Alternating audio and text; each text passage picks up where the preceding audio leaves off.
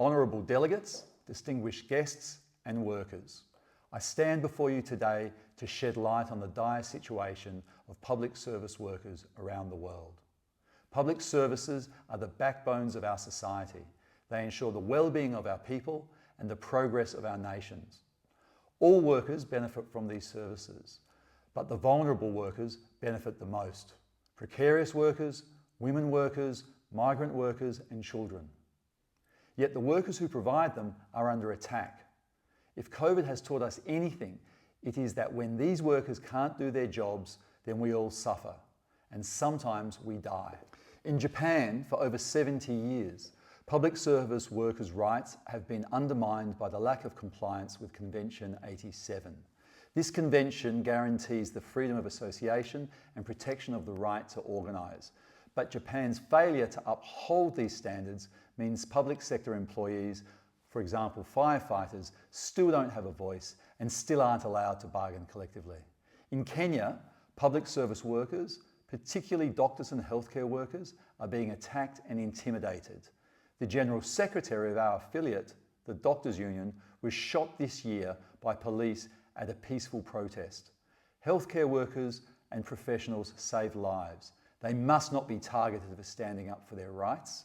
Such attacks not only threaten their safety, but they also jeopardise the health of the entire nation. In Argentina, the new ultra-liberal government has dismissed massive numbers of public service workers and announced privatisations of essential workers.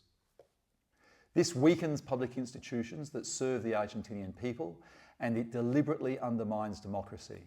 The erosion of job security and public services are alarming trends that must be reversed to protect the social fabric of the country. And in Gaza, our members in the health sector are the most at-risk health workers in the world.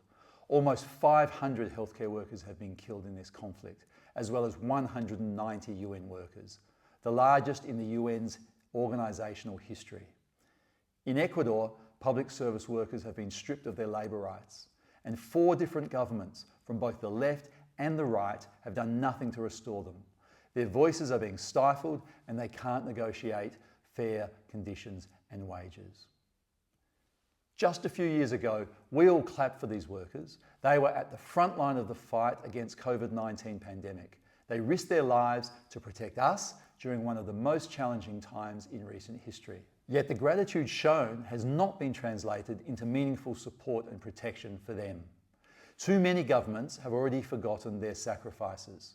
Instead, they face increased marginalisation, job insecurity and attacks on their rights. They were there for us then. We must be there for them now. The ILO must make the Declaration of Philadelphia real. We must strengthen the supervisory mechanisms so that member states comply with the core conventions and uphold the rights of all workers. Labour is not a commodity. Workers are not an expendable resource. We are human beings with rights and dignity that must be respected and protected. That is how we honour the sacrifice of the thousands who died from COVID to keep us safe. That is how we will achieve the ILO's mission of promoting social justice and decent work for all. Thank you.